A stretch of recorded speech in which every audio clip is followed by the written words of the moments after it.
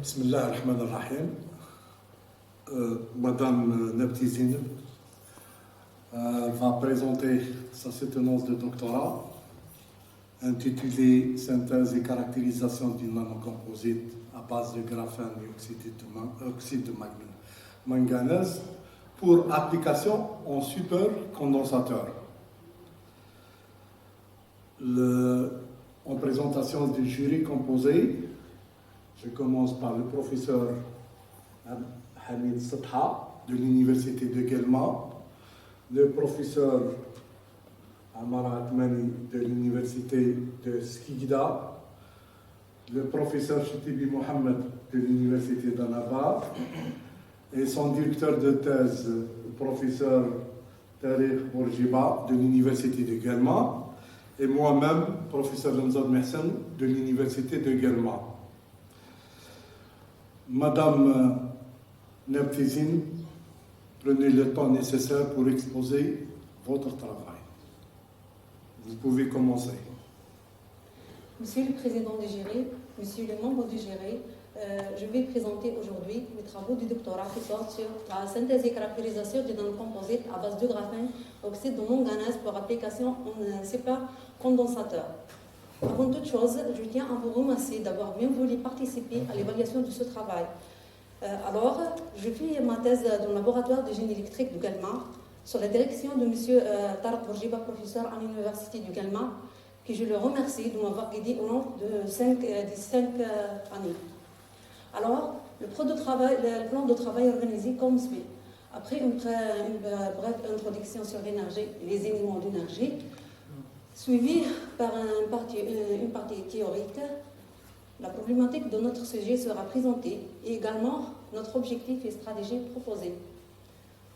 Suivi par une partie expérimentale, les résultats et leurs discussions sont aussi montrés en détail. Et je vais terminer par une conclusion. Vous savez que la consommation mondiale d'énergie augmente. Et pour produire l'énergie, on utilise une grande quantité de combustibles fossiles. Elle représente 80% de la production totale. En parallèle, les armes massives de ces sources conduisent à l'augmentation des émissions de gaz carbonique, qui a commencé à modifier le climat. Alors, l'une des solutions pour protéger l'environnement est l'utilisation des énergies renouvelables. Le terme énergie renouvelable est employé pour désigner des énergies inépuisables, provenant des sources que la nature renouvelle en permanence. Alors, il existe 50 types des énergies renouvelables. L'énergie solaire, éolienne, géothermique, biomasse, hydraulique et marine.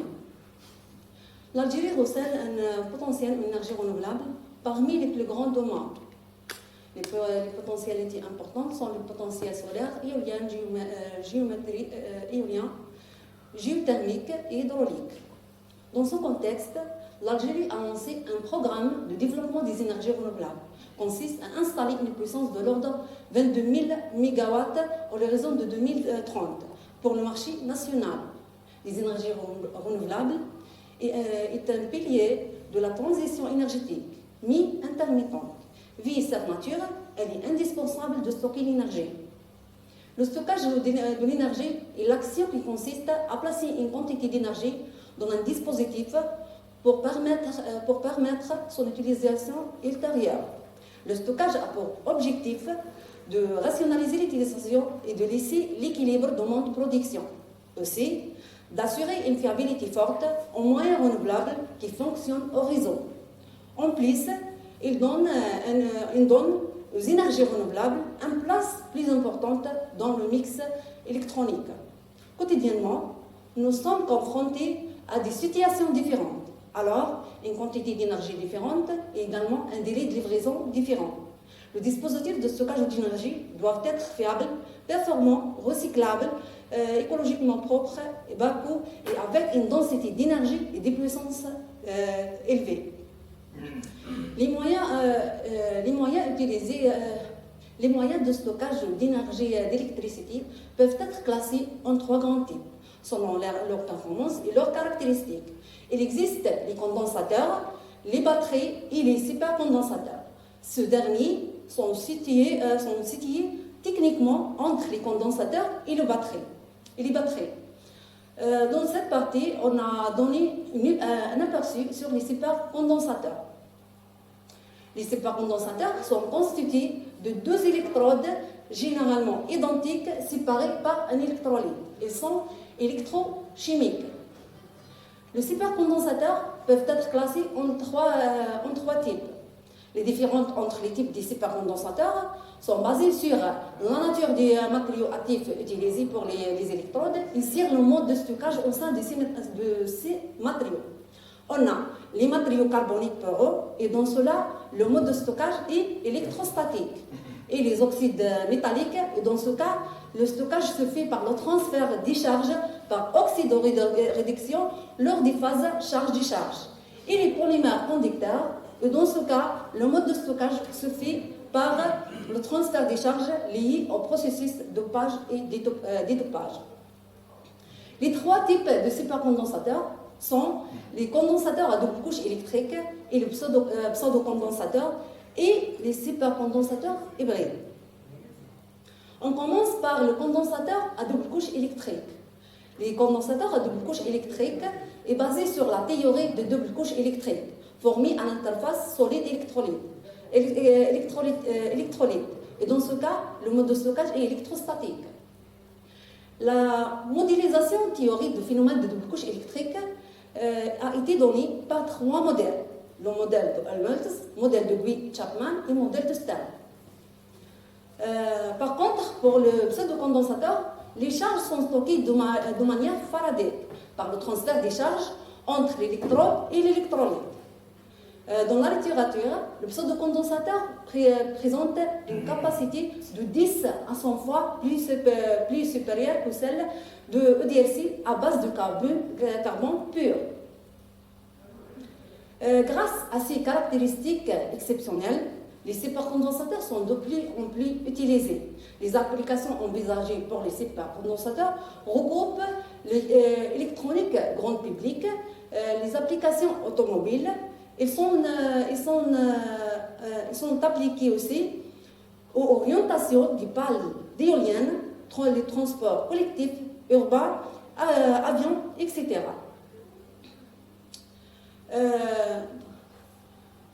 Malgré les avantages des supercondensateurs, aujourd'hui, le défi principal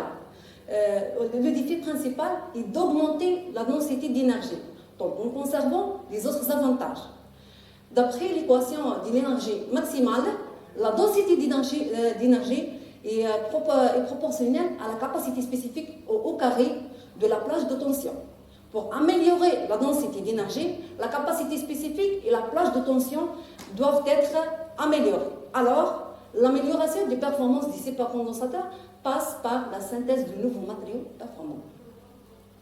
Parmi les meilleurs matériaux avec une capacité spécifique élevée sont les dioxydes de ruthénium avec une capacité spécifique d'environ 2000 farad par gramme. Mais elle est nuisible pour l'environnement et avec coût très élevé. Les oxydes de manganèse qui possèdent une capacité spécifique théorique d'environ 2370 farad par gramme. Et les avantages suivants. Un bas coût, la disponibilité dans la nature et écologiquement propre. Alors, parmi tous les oxydes métalliques, et d'après l'analyse du triangle performance-environnement, on conclut que les oxydes de manganèse ont plus d'avantages, c'est le choix le plus optimal. Malgré les avantages des oxydes de manganèse, ils sont confrontés à deux défis majeurs. La faible conductivité électrique et la danse morphologique. En pratique, ces oxydes montrent seulement une capacité spécifique de 1/5 ou 1/6 de sa valeur théorique. Ce problème peut être amélioré en introduisant des supports hautement conducteurs, tels que le charbon actif ou la nanotube de carbone ou le graphène. Alors, c'est le principe de notre stratégie.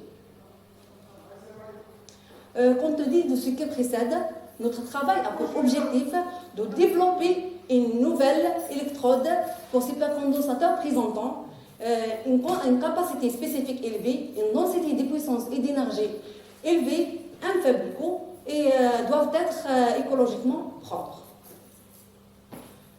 Dans ce but, notre stratégie est basée sur la combinaison entre le graphène et le M3O4.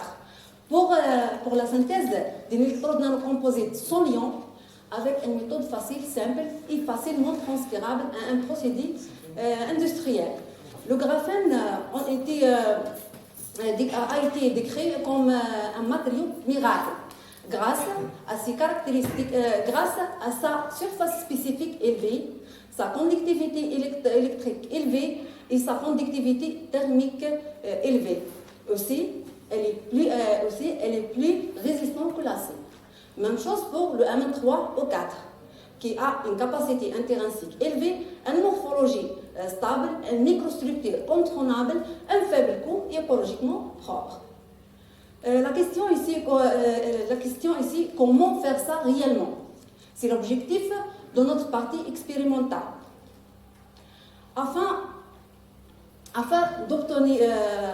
d'atteindre notre objectif, on a établi une stratégie efficace et intéressante, basée sur 3 étapes.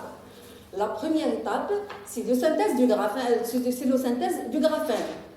Elle est bien connue que la synthèse du graphène est une méthode pesée et très récente.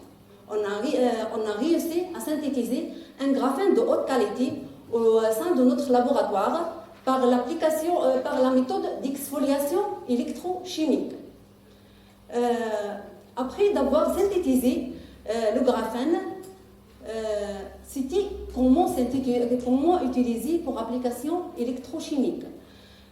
Donc, pour cela, on a proposé une méthode originale basée sur le graphène déposé sur le microfibre de carbone par dop casting. On est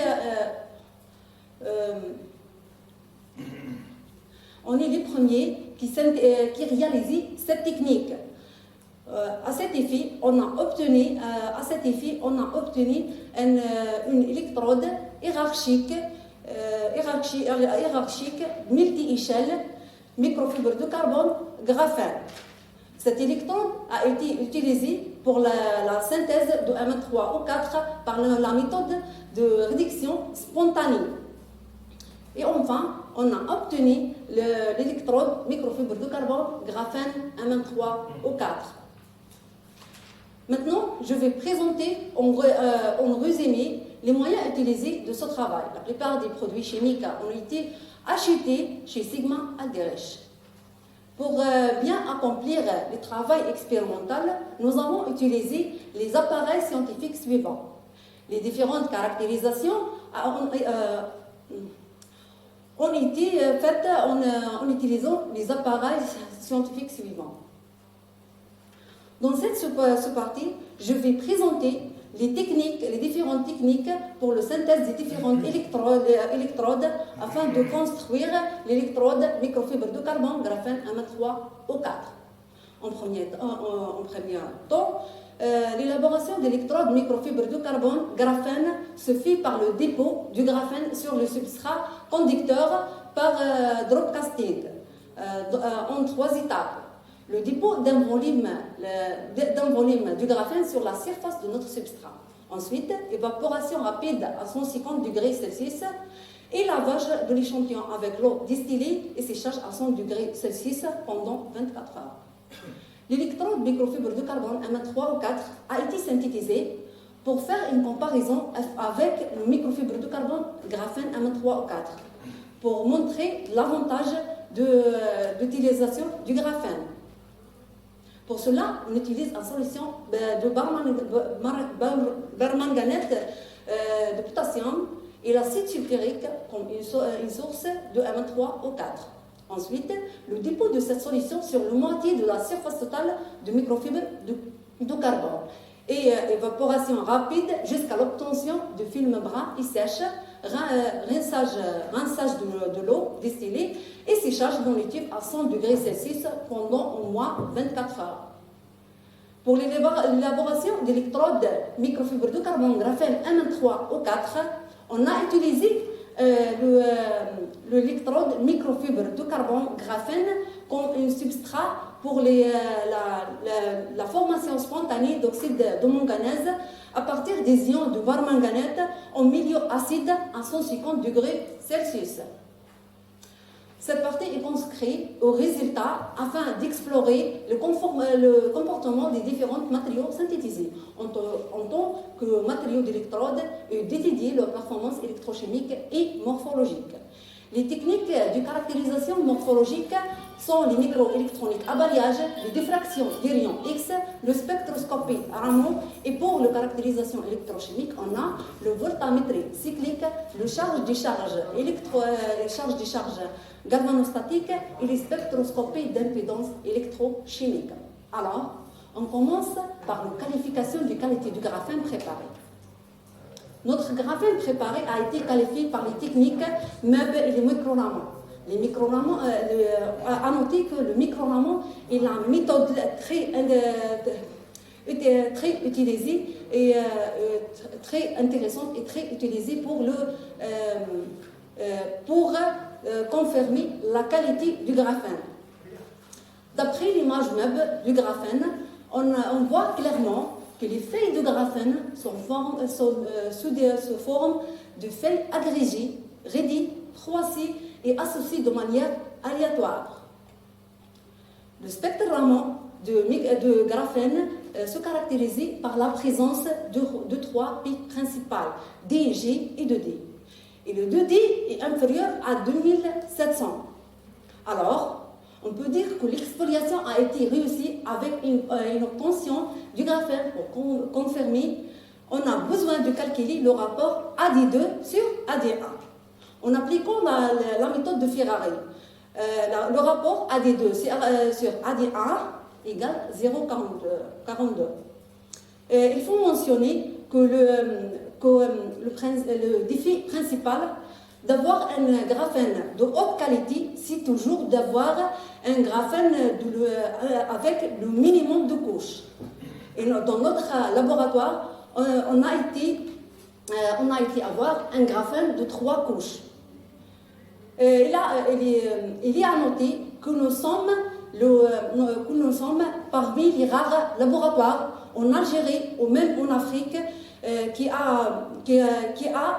ont synthétisé une telle forme du graphène. Maintenant, on passe par la caractérisation de l'électrode microfibre de carbone graphène.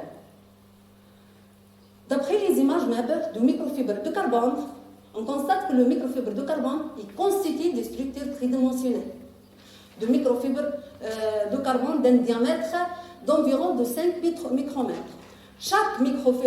La surface de chaque fibre propre, lisse et libre de toute agrégation. Par contre, pour les images MEB de microfibres de carbone graphène, on constate que le graphène recouvert totalement la surface du microfibre de carbone, ce qui est une indication de l'efficacité de la technique de dépôt utilisée malgré sa simplicité. Le dépôt du graphène sur le substrat conducteur a été confirmé aussi par le DLX, dans lequel le microfibre de carbone graphène est caractérisé par tous les pics détectés dans le cas de l'électrode microfibre de carbone, en plus du pic situé à 41,12 degrés qui confirme le dépôt de graphène. Pour assurer la présence de graphène, la caractérisation du Raman montre clairement que la quantité de défaut pour les deux électrodes est faible. La largeur à mi-hauteur du pic 2D semblerait indiquer un nombre de couches du graphène. Pour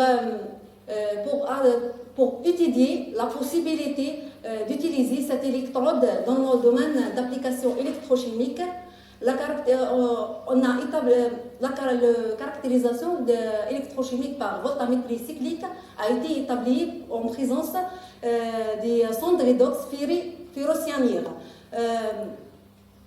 La caractérisation par voltammétrie cyclique résulte qu'il y a des signatures électrochimiques caractérisées par une paire de pics redox bien définis. Et la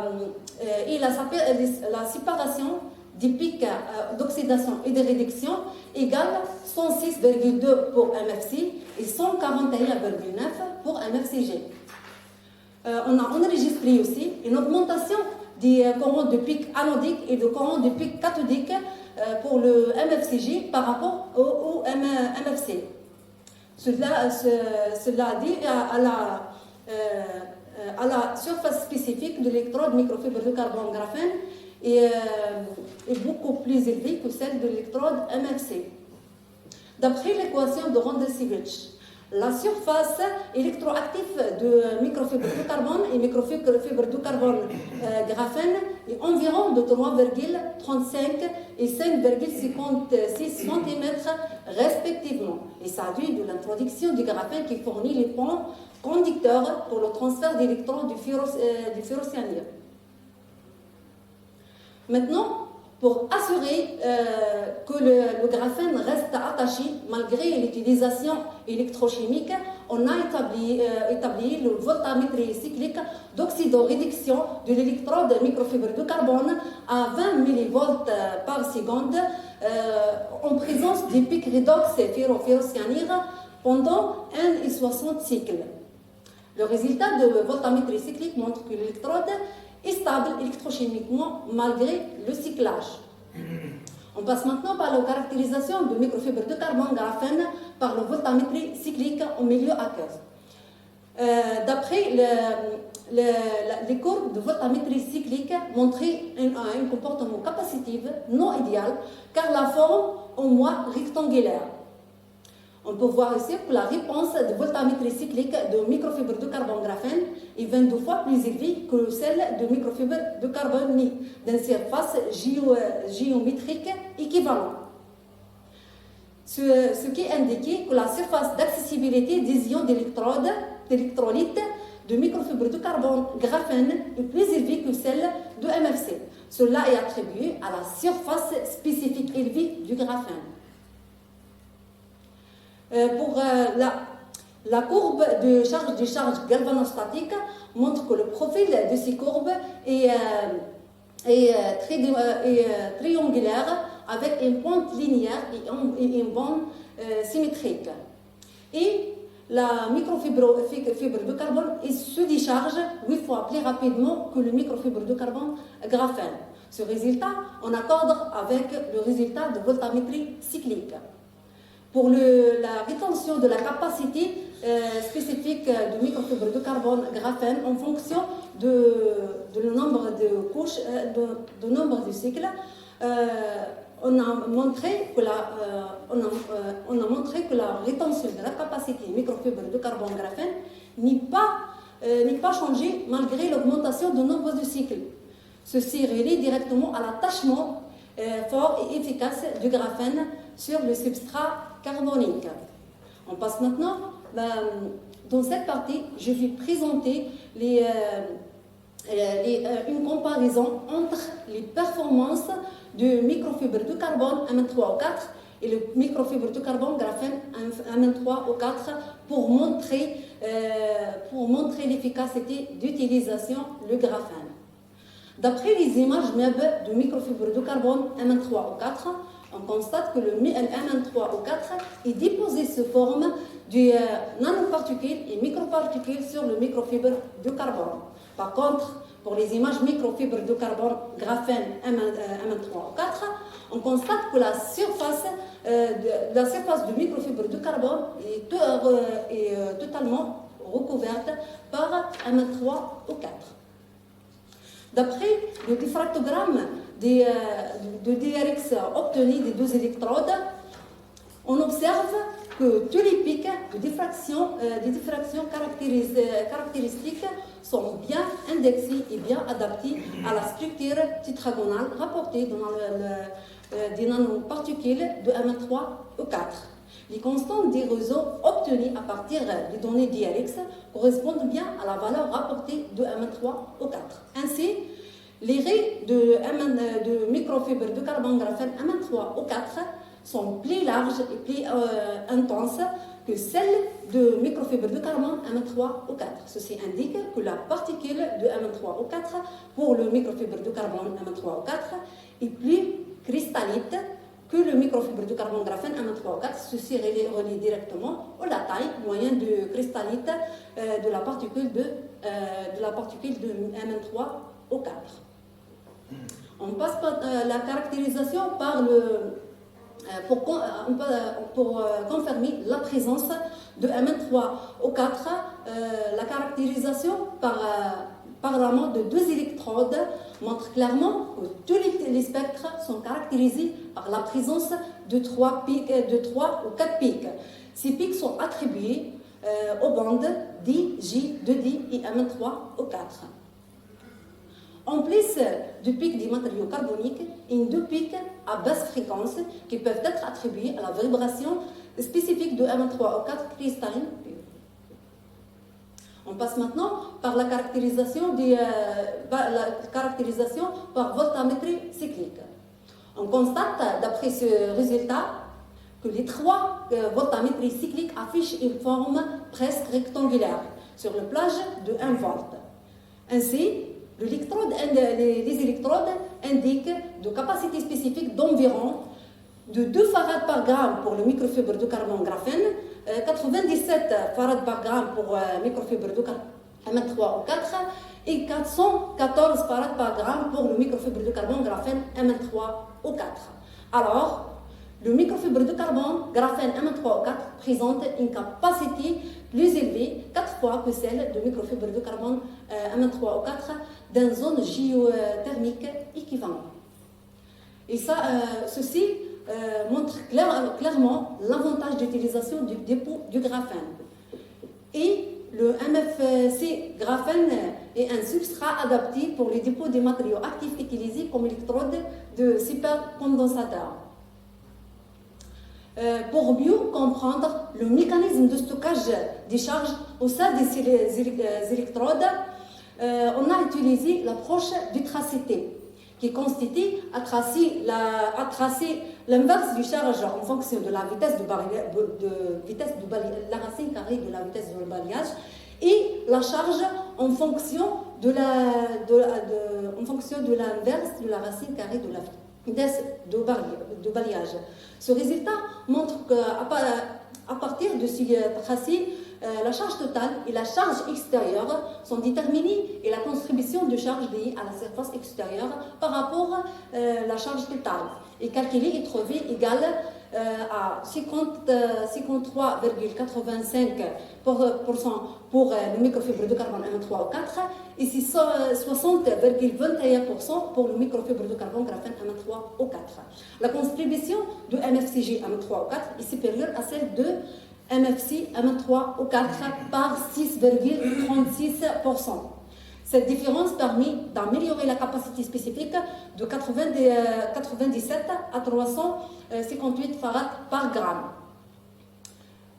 Maintenant, pour mieux comprendre le comportement électrochimique des électrodes, on a utilisé une technique très importante, c'est le spectroscopie d'impédance électrochimique. Et d'après les résultats obtenus, on constate que les diagrammes du Nyquist sont formés de 3 régions. Aux hautes fréquences, où il y a une apparition d'un demi-cercle pour microfibre de carbone M3 ou 4. Par contre, pour le microfibre de carbone graphène M3 ou 4 montre un meilleur contact électrique. Aux basses fréquences, le diagramme est une ligne droite qui concerne l'impédance de Werger-Burg, ce qui indique la diffusion des ions à travers l'épaisseur d'électrodes poreuses. Le courbe aux très basses fréquences est quasiment verticale pour le MFC graphène M3O4. Cela signifie que la résistance à la diffusion est plus élevée et plus faible pour ce composite. Alors, le MFCG M3O4 montre un excellent comportement capacitif et meilleure diffusion des ions dans les pores. D'après les courbes, on passe maintenant par la caractérisation de trois électrodes par le charge-décharge galvanostatiques. On montre clairement que les courbes de charge-décharge galvanostatique est de forme triangulaire typique avec une bande symétrique et une pente linéaire. Le MFCG M3O4 se décharge 3 fois plus rapide que le microfibre de carbone M3O4 et 17 fois plus rapidement que le microfibre de carbone graphène, impliquera une capacité spécifique plus élevée pour ce dernier. La capacité, la capacité de deux électrodes en fonction de différents courants de charge-décharge montre que la capacité spécifique est diminuée légèrement et avec l'augmentation du courant de charge-décharge. Et la capacité spécifique des composites est toujours plus élevée que celle de M3O4. L'un des critères plus importants dans l'électrochimie, c'est la stabilité électrochimique. Et pour cela, on a utilisé le cyclage répétitif de charge-décharge. Le résultat montre que la capacité spécifique de MFCG M3O4 se stabilise autour de 92% contre 56% pour le MFC M3O4. Alors, le MFCG M3O4 présente une excellente stabilité au cyclage à long terme que le microfibre de carbone M3O4. D'après la littérature ouverte jusqu'à l'année 2020, notre électrode microfibre de carbone graphène M3O4 présente une capacité spécifique très élevée. Les performances élevées de notre électrode sont dues à la conductivité électronique élevée de l'électrode attribuée à l'addition du graphène, la bonne dispersion du Mn3O4 nanoparticules nanométriques sur les feuilles du graphène, la technique de synthèse d'électrodes, l'arrangement poreux de nanocomposites et la caractère sans liant de l'électrode.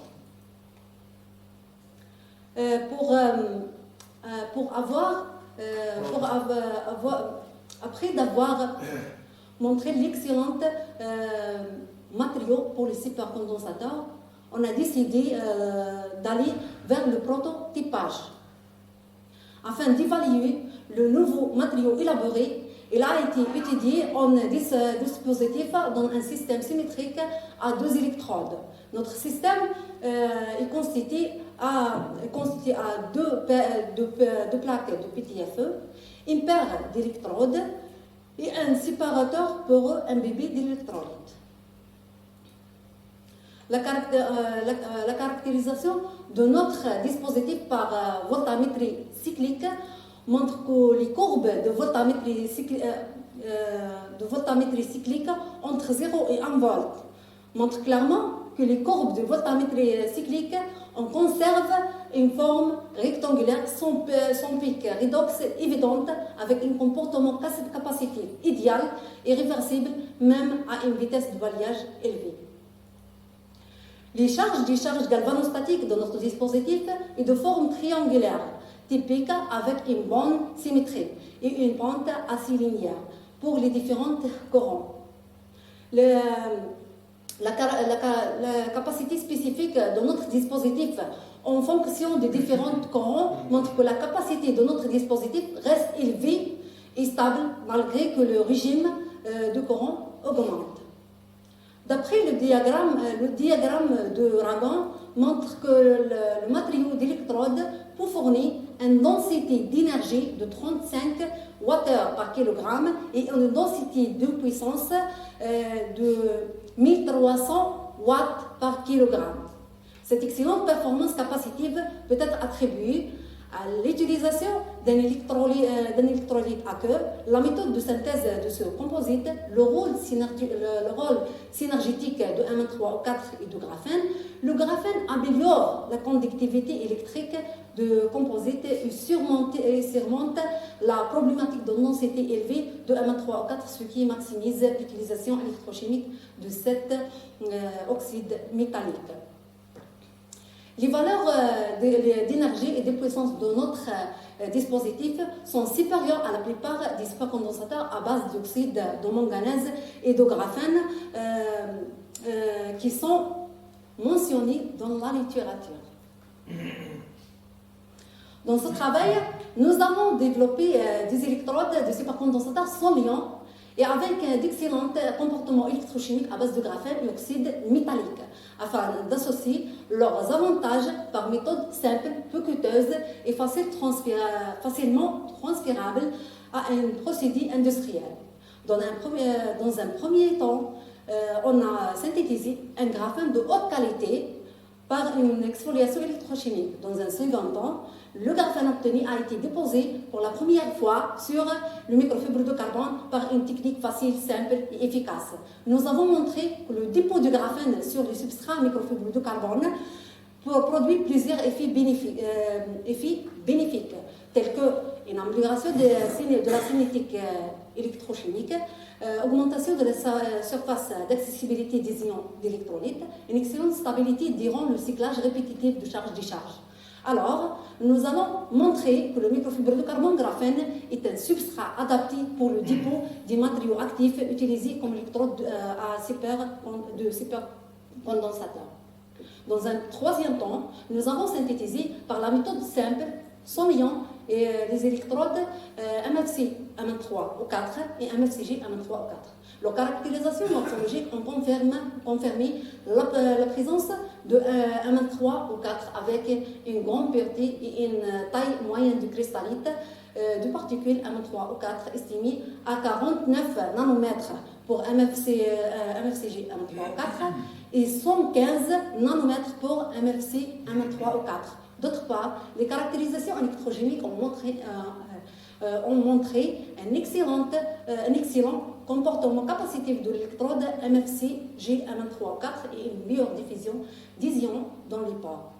L'introduction du graphène dans la matrice de M3O4 permet d'améliorer la résistance de contact entre le matière active et le collecteur de courant, la conductivité électronique de l'électrode, la stabilité électrochimique durant le cyclage répétitif charge-décharge et la capacité de rétention. Alors, la capacité spécifique obtenue de microfibre de carbone graphène M3O4 est l'une des valeurs les plus élevées enregistrées dans la littérature sur les matériaux à base de graphène et M3O4. Enfin, nous avons validé le résultat de l'étude physico-chimique en évaluant les propriétés électrochimiques des matériaux MFCG M3O4 par l'élaboration du prototype d'un supercondensateur symétrique à base de MFCG M3O4 dans un milieu aqueux.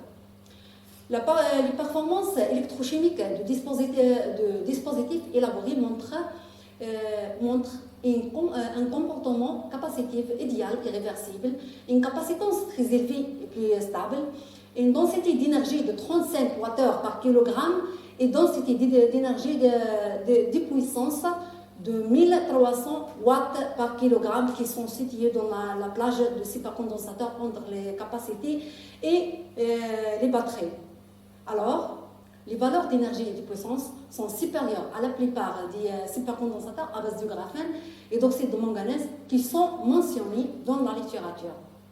Comme perspective, on propose l'utilisation d'autres oxydes métalliques avec le graphène, comme l'oxyde de nickel et l'oxyde de fer. Aussi, il est possible de tester autres formes d'électrolytes, comme l'acide sulfurique, électrolyte acide, comme l'H2SO4, ou basique, comme le KOH et le NaOH. Et tester les performances de notre approche sur ce genre d'électrodes et d'électrolytes. Ce travail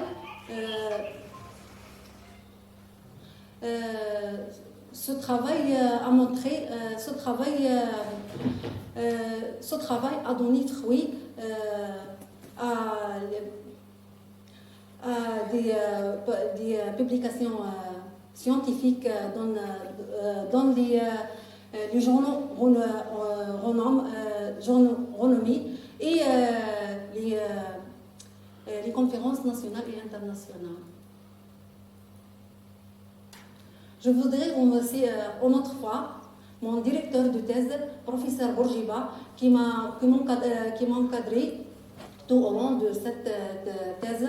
Je voudrais également remercier les membres du jury pour avoir accepté de valider ce travail.